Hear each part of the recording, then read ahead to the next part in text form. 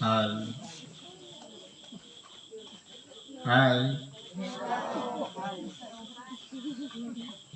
Andyan pa ba kayo? Ako minsan pawala-wala na rin. Isang magandang gabi sa bawat isa sa atin. Sa pangalan po ng dakilang Panginoong Jesucristo, nandito tayo sa ikatlong gabi o ikaapat. Apat nga ba? Domingo, Lunes, Martes, Miyerkules. Ng pagpapahayag ng tinatawag na salita ng Diyos. Siguro yung iba, convincing. Tanggap ko na ang araw. Pero yung diwa, nawawala. Ngayon po, ang bibigyan ko ng buhay, yung unang aralin. Kung pag-aaralan po natin, ilagay natin sa ating pag-iisip na habang kausap ng ating dakilang Panginoon ang mga karamihan at tinuliksa niya ang mga eskribas at parisiyo, ano kaya ang madadama natin kung tayo'y naroon? Marahil ang gusto sana ng ating dakilang Panginoon, lahat tayo'y magsigawa ng mabuti. Yun ang kanyang sinabi sa lahat ng taong nakapaligid sa kanya. Pero hindi po siya natuwa sa ginawa ng mga eskribas at mga parisiyo. Bakit po? Itataas natin ang sitas. Nang magkagayoy, nagsalita si Jesus sa mga karamihan at sa kanyang mga alagad na nagsasabi, nagsisiupo ang mga eskriba at mga parisiyo sa luklukan ni Moises. Sa katotohanan po, mula pa nung panahon, pag tinatawag na Moises, napakataas ang tingin nila. Pero ang humalili doon sa luklukan ni Moises, walang iba, ang mga eskribas at mga parisiyo. Ano-ano nga ba ang mga eskribas at mga parisiyo? Ang mga parisiyo, sa Hebreo, tinatawag na perushim o mga nakahiwalay. Hindi po sila mga Hudyo. Ang tawag sa kanila mga rabi ng relihiyong Judaismo. Ang mga eskribas naman, walang iba, yung mga tagapagtala o nakakaalam ng mga kasulatan. O parang konsultan. Yung mga parisiyo, sila yung nag-uutos, nagpapatupad. Ang mga eskribas, sila yung taga-research. Sa kanila nanggagaling yung mga mensahe. Ngayon po, pagdating na po sa application sa tao, sa kapwa, dito na po nagkaroon ng problema. Bakit po? Sabi ng ating dakilang Panginoon, saba ninyo mga eskriba at mga parisiyo, mga mapagpaimbabaw, sapagkat sinasarahan ninyo ang karan ng langit laban sa mga tao, sapagkat kayo'y hindi na nagsisipasot at ang mga nagsisipasot ng ayaw ninyong bayaang mga kapasok. Sa totoo lang po, gusto natin masumpungan ang kaharian ng Diyos. Pero may mga nagnanasang makapasok sa kaharian ng Diyos. Pero hinaharangan natin. Kaya po, siyasatin natin ang ating sarili. Tayo ba ay isa sa mga eskriba at mga parisiyo? Sapagkat, kung sa harapan maayos tayong makipag-usap, parang tayo kapitapitagan, pero kung tayo naman ay plastic, mapagpaimbabaw, pakunwari ang ating ginagawa, wala po tayong pinag-iba sa mga Parisiyo. Ibig sabihin, kung nung panahon ng ating dakilang Panginoon, may mga eskribas at mga Parisiyo, baka sa atin meron din ngayon. Na wala pong ibang ginagawa, nagpapaimbabaw, hindi gumagawa ng ayon sa katotohanan. Kaya po, kung tayo po gumawa lang ng katotohanan, sa totoo lang po lalago ang pagkakapatiran. Hindi po magkakaroon ng mga pagtatalo-talo, hindi magkakaroon ng anumang diskusyon o sigalot, sapagkat hindi po siya mababahagi dahil lahat gumagawa ayon sa katotohanan. Ang gusto ng ating dakilang Panginoon, katotohanan. Pero ang mga nakapaligid sa Kanya, mga eskribas at Parisiyo na puro nagkukunwari, walang ibang ginagawa, ang puro sa kanilang sarili at hindi nila pinahahalagahan yung mga maliliit na tao na dapat sana'y nakapasok na pero hindi hinaharangan o kumbaga hindi makapagpatuloy dahil tayo yung nagiging sagabal para sa kanila para hindi sila makapaglingkod sa Diyos. Anong tawag sa atin yan? Makasarili. Tayo lang ang gustong maligtas. Yung iba na nagnanais ding maligtas na dapat tayo yung maging daan para ituro natin makilala si Kristo ng lubusan. Pero kapag hinarangan natin, wala po tayong pinag-iba sa mga eskribas at mga Parisiyo. Ano pang sabi dito? Saba ninyo mga eskriba, mga Parisiyo, mga napagpaimbabaw, sapagkat sinasakmal ninyong mga bahay ng mga bayang bao at iyong dinadahilan ang mahabang panalangin, kaya nagsisitanggap kayo ng lalong mabigat na parusa. Sa totoo lang po ng mga ninuno natin, inabutan yan. Bibigyan ng pagkahabang panalangin. Di ba ganun kabataan natin, binigyan din tayo niyan. Pumasok lang tayo ng simbahan, nagkumpisal tayo, nung binilang ng pare kung ilan yung kinumpisal natin, manalangin ka ika nga ng 10 ama namin. Di ba mahaba na yun?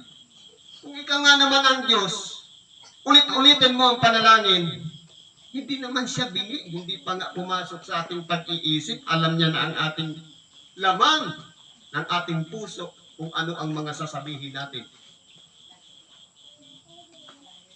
Parang ginagawang tanga ang Diyos, kung walang pagkakaalam ang Diyos. Bago pa pumasok sa isip ng tao, talos na niya. Yan po ang gawain ng mga eskribas at mga Parisiyo. Ano pang sabi?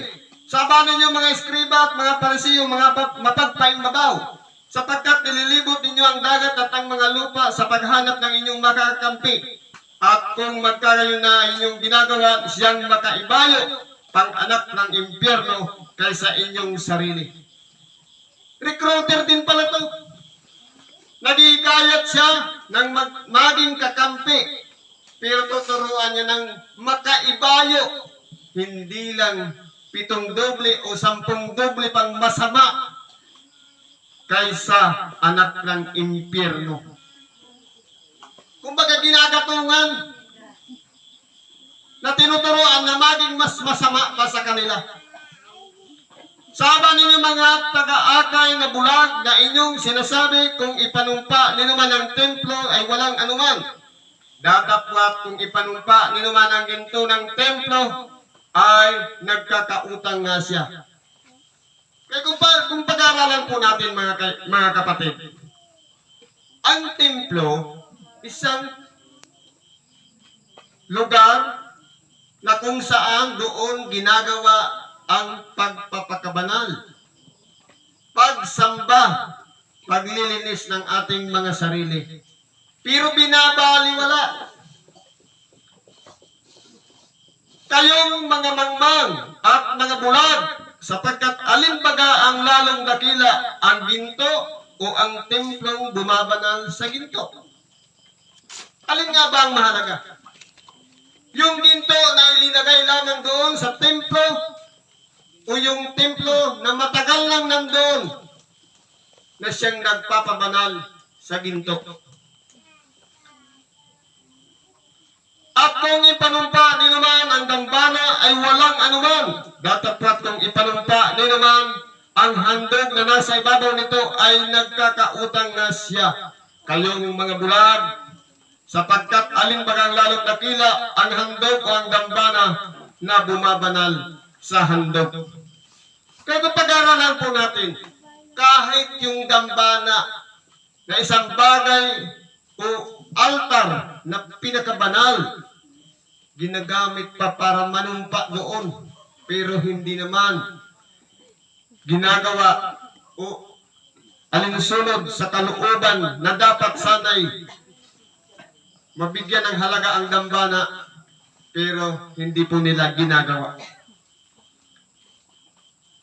Kundi mas pinahalagahan nila yung handog na inilagay sa dambana sa halip na yung dambana na nagpapabanal doon sa handog.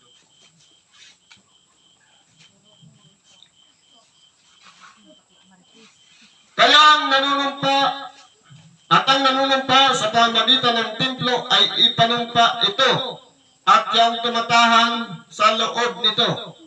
Ang nanunumpa sa pamamagitan ng langit ay ipanumpa ang luklukan ng Diyos at yaong nakaluklok doon. Kaya po kung pag-aaralan po natin mga kapatid, pagdating po sa panunumpa, dito po may warning ang ating dakilang Panginoon sa pag-iingat. Sapat na yung marinig, oo, kung oo yung desisyon natin. Hindi, kung hindi talaga. Huwag na nating dagdagan. Sapat na yung marinig sa atin, oo kung oo, hindi kung hindi. Sapagkat kung dagdagan pa natin yan, buhat na yan sama-sama. Lalong-lalo na kapag ang usapan nandun tayo sa harap ng dambana, hindi po natin maikakaila na itanggi na hindi natin, kapag hindi natin pinanindigan ang sumpang ating isinumpa sa harapan ng ating dakilang Panginoon. Saba ninyo mga eskriba at mga parisiyo, mga mapagpaimbabaw, sapagkat nagbibigay kayo sa ikapo ng yerbabona at ng anis at ng kumino, at inyong pinabalang di ginagawa ang lalong mahalagang bagay ng kautusan na dilibat ang katarungan at ang pagkahabag at ang pananampalataya. Dapat sana ninyong gawin ang mga ito at huwag tabayang di gawin yung iba. Dito po sa sitas na ito, marami po dito ang nagtatalo-talo. Ginagawa itong pagtatanggol sa kanilang sarili pagka ang usapan na ay tungkol sa ikapo. Naggawin ika nga yung mas mahalaga na dili iba't yaong iba. Kaya po, kung aralin natin, alin baga ang mahalaga? Yung magbigay ng ikapo o yung pahalagahan natin ang mahalagang bagay na mahabag tayo sa kapwa? Ituro ang pananampalataya at ganun din magbigay tayo ng katarungan sa bawat isa. Na kung anumang bagay na masakit sa ating kapwa, isipin natin, huwag na nating gawin sa kanila. Masakit na nga sa atin, gagawin pa natin sa kanila, nasaan yung katarungan doon? Kaya nangyayari po dyan, para lang sa kanila yung mga kautusan, yung pagpapasunod, pero po yung sarili natin hindi na isasama. Ganyan po ang mga eskribas at mga parisiyo, mga mapagpaimbabaw na hindi tinuturo yung mga bagay na dapat sana'y ituro para lumago yung pananampalataya. Para kahabagan sila at mahabag din sila at bigyan natin ng katarungan upang sila'y matuto rin na gumawa sila ng ayon sa katarungan. Kayong mga taga-akay na bulag na inyong sinasala ang lamok at nilulunok ninyo ang kamilyo. Saba ninyo mga eskribas, mga parisiyo, mga mapagpaymabaw, sapagkat inyong nililinis ang labas ng saro at ng pinggan, datapwat sa loob ay puno sila ng panglulubig at katakawan. Kaya po, kung aralin natin, ang kalagayan kasi ng mga eskribas at mga parisiyo, pagkariringal ng kanilang mga damit, ng kanilang mga pilakterya, na kumbaga, napaka-respetadong kung tingnan. Pero ang kanilang kalooban ay katulad ng isang susidlan o isang saro o pinggan na sa labas lang malinis. Maganda yung pananamit, pero yung kanilang kalooban, walang iba. Pagpapaimbabaw lang pala lahat. Ikaw, bulag na parisiyo, linisin mo muna ang loob ng saro at ng pinggan upang luminis naman ang kanyang labas. Kaya po kung i-apply natin sa ating pagkabuhay, mabuti na sa atin, masumpungan tayo na simple lang sa pamumuhay dito sa ibabaw ng sanglibutan. Ang mahalaga po dyan, yung kalooban natin na dapat maging malinis na ayon sa kalooban ng Diyos. Saba ninyo mga eskriba at mga parisiyo, mga mapagpaimbabaw, sapagkat tulad kayo ng libingang pinaputi na may anyong maganda sa labas, datapwat sa loob ay puno ng buto ng mga patay na tao at ng lahat ng karumal-dumal. Kaya kung aralin natin ang kalagayan ng eskriba at mga parisiyo, katulad sila ng libingan, meron pang musoleo, pinturado, pagkagandang tingnan, nasa ayos. Kumbaga, hiwala yung mga maliliit sa malalaking libingan. Pag pinicturean mo nga, hindi mo mapagkakamalang libingan. Pero buksan natin, ano kaya ang nasa loob nun? Punong-puno ng kabulukan ng mga buto ng karumal-dumal. Ano bang sabi dito? Gayon din naman kayo sa labas na inagaanyong matuwid sa mga tao. Datapwat sa loob ay puno kayo ng pagpapaimbabaw at katampalasanan. Kaya po sa pamumuhay natin dito sa ibabaw ng sanlibutan, mas maigi pang yurakan ng ating pagkatao kaysa tayo'y magpipilit na mag-aanyong matuwid. Sapagkat sabi nga, magtulad na lang tayo doon sa isang makasalanan na sasabihin, mahabag ka sa akin na isang makasalanan. Sapat na yun. Banggitin mo sa harapan ng ating dakilang Panginoon. Kaya po, kung tayo'y nagnanais na papurihan ang ating mga sarili, gusto nating tayo'y sumikat, umagmalaki sa ating kapwa, kung iyan ay kapag paimbaw lamang o katampalasanan, dinadaya lamang natin ang ating mga sarili, okay na yung iduwahagi tayo, yurakan, siraan, sa kapwa, at kung ano-ano pa mang bagay. Ang mahalaga po dyan, may iniingatan tayo, yung pagkatao nating nag-iisa, iharap nating subok sa harapan ng Diyos na hindi mabubulaan sapagkat ginagawa natin malinis ang ating puso. Saba ninyo mga eskriba at mga parisiyo, mga mapagpaimbabaw, sapagkat itinatayo ninyo ng mga libingan ng mga propeta at inyong ginagayakan ng mga libingan ng mga matuwid. Yan po ang gawain ng mga eskribas, mga parisiyo. Yung mga propeta na sila mismo ang nagpapatay, igagawa pa nila ng libingan ng mga musoleo para alaala sa na parang pagpapakita lamang na nagmaganda silang loob. Pero ang katotohanan, sila po ang nagpapatay sa mga propeta. At sinasabi ninyo Kung kami sana ay nangabuhay ng mga kaarawan ng aming mga magulang, hindi kami nangakarangay nila sa dugo ng mga propeta. Nagpawang kasinungalingan. Pagmamalaki, paglilinis ng sarili, hindi po naman talaga katotohanan ang nangyayari, kundi gumagamit sila ng ibang tao para siyang magpapatay sa mga propeta. Kaya malinis nga naman ang pagkagawa. Kaya kayo'y mga tapatuto sa inyong sarili na kayo'y mga anak niya, yung mga nagsipatay ng mga propeta. Totoo po, henerasyon ng mga nagpapatay sa propeta, yung mga bunga na naging anak o salin lahi, walang iba yung mga eskribas at mga parisiyo. Kaya pansinin natin, kapag kwento patungkol sa mga Hudyo, ang mga Hudyo ay may itim ang kulay, pero mga eskribas at mga parisiyo ay mga mapuputi sa makatuwid. Sila'y dayuhan doon sa lugar na kung saan dinatnan ng ating dakilang Panginoon ang bayang Israel.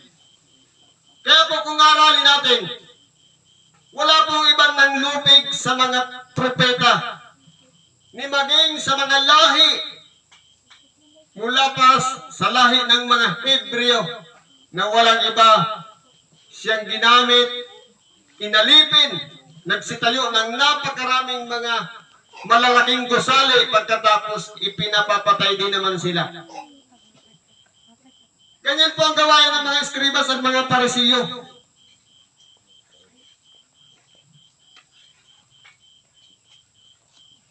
Kaya kayo'y magpatuto sa inyong sarili na kayo'y mga anak niyong nagsipatay ng mga propeta. Pamuin nga ninyo ang takalan ng inyong mga magulang. Ibig sabihin, mas ipinagpatuloy pa nila kung ano yung ginagawa ng kanilang mga magulang. Siya rin ginagawa nila. Sapagkat hindi nga po talaga sila magbabago at gagawin nila kung ano ang itinuro sa kanila ng kanilang mga magulang. Kayong mga ahas, kayong mga lahi ng mga ulupong, paanong mga kakawala kayo sa kahatulan ng impyerno? Kaya't narito, sinusugo ko sa inyo ang mga propeta at mga pantas na lalaki at mga eskriba at mga iba sa kanila ay inyong papatayin at ipapapako sa krus at ang mga iba sa kanila ay inyong hahampasin sa inyong mga sinaguga at sila'y inyong pag-uusigin sa bayan-bayan. Kaya po nung ang ating dakilang Panginoon ay mamatay na at siya'y pumanhik sa langit, ano po ang ginawa sa kanyang 12 alagad at sa lahat ng nagsisusunod sa ating dakilang Panginoon? Kung pag-aaralan nga natin, kukuhanan lang natin ng larawan kung paano ginawa ang pagpapatay sa mga alagad ng ating dakilang Panginoon. Hindi pwedeng kuhanan sapagkat karumal-dumal yung pinaggagawa nila. May binalatan ang buong balat, laman na lang ang natira. Merong ibinitin sa krus ng patiwarik, merong paikis at kung ano-ano pang mga pamamaraan ng pagpatay, pati pagpugot ng ulo, ginawa nila upang maghari sila ng lubusan. Pero yan, lahat ng yan ay ipinahiwatig na lahat ng ating dakilang Panginoon ang magiging kamatayan ng kaniyang mga tagasunod. Kaya tayo pong mga tao sa ngayon, dapat maunawaan natin, sariwain natin sa ating pag-iisip ang mga sakripisyo na dinanas ng ating dakilang Panginoon, pati yung mga tagasunod niya, na inalay nila ang kanilang mga sarili para magpatuloy lamang ang pangangaral ng Ebanghelyo. At tayo na po yung nagbibinipisyo sa ngayon. Hindi na mahirap maghanap ng mga kasulatan sapagkat kahit saan mayroon ng Biblia, mayroon na tayong pagbabatayan. Kaya kung tayo po nagbabasa at isinasagawa natin yung mga bagay na nakalulugod sa ating dakilang Panginoon na hindi pa kunwari, hindi po tayo magiging katulad ng mga parisiyo na nagpapakitang tao lamang sa kanilang mga ginagawa, pero ang intensyon pala personal, walang iba. Ang pahirapan, ang mga kapatiran o mga miyembro sa pamamagitan ng pagbibigay ng mga kaloob, papunta naman sa bulsa ng mga leader. Kumbaga parang pagsamsam yun. Ang ninanais lang, yung laman ng bulsa ng kapatiran, mapunta sa kanyang bulsa. Dapat po hindi ganun. Ginagamit yung pangangaral ng mabuting balita sa pangangalakan. Na pagkatapos ng mangaral, meron namang umiikot na koleksyon. Dapat po hindi ganun. Kundi mamahayag tayo ayon sa kalooban ng Diyos na kung paano ang Ebanghelyo ay pinangangaral ng walang bayad, dapat din naman tayong gawin ang pangangaral ng ayon sa kalooban ng Diyos na wala ring bayad. Kaya narito, upang mabuo sa inyong lahat ng mga matuwid na dugo na nabuo sa ibabaw ng lupa, buhat sa dugo ng matuwid na si Abel, hanggang sa dugo ni Zacarias na anak ni Barakias, na pinatay ninyo sa pagitan ng santuaryo at ang dambana. Katotohanan, sinasabi ko sa inyo, ang lahat ng mga bagay na ito ay darating sa lahing ito. Kaya po dito sa mga sitas na ito nating binasa, ang mga eskribas, isang lahi ito talaga yan. Lahi ng ulupong. Tinuya na yan o kaya sinawata na yan ni Juan Bautista. Anong ginawa nila kay Juan Bautista? Sa pamamagitan ng isang hari, pinapugutan siya ng ulo. Ganyan po sila kababangis. Napakatuso na wala pong ibang ginagawa ang pagiging makasarili, mapagpaimbabaw. Kaya kung tayo naman po sa buhay natin,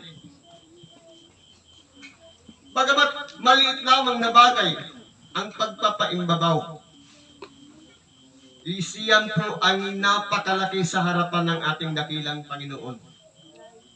Sapagkat, sa totoo lang po, hindi naman tayo lahi ng mga eskribas at mga parisiyo.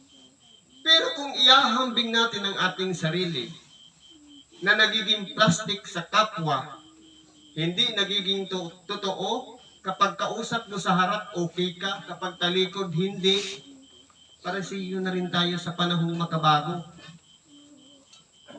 Kaya kung magpakatotoo tayo, kung ano ang pakikipag-usap natin, kung pagtingin natin sa kapwa, na totoo tayo sa kanila, hanggang sa wala siya sa harapan natin, umalis siya at pagbalik ulit, totoo pa rin tayo. Yan po ang pag-aralan natin upang hindi tayo mabuhay ayon sa lahi ng mga parisiyo. Hindi naman tayo lahi ng ulupong, pero kung ginagawa natin yung pagiging lahi ng ulupong, mananalaytay po yan sa ating dugo, sapagkat nasa katauhan na po natin yan. Pero kung tayo magsisi, baka sakaling ipagkaloob ang pagpapatawad sa bawat isa sa atin. Kaya siyasatin natin ang ating mga sarili. Tayo ba'y karapat-dapat sa Kanya? O tayo ba'y naging ulupong na sa ating kapwa? Salamat at pagpapalain tayo ng Diyos sa araw na ito.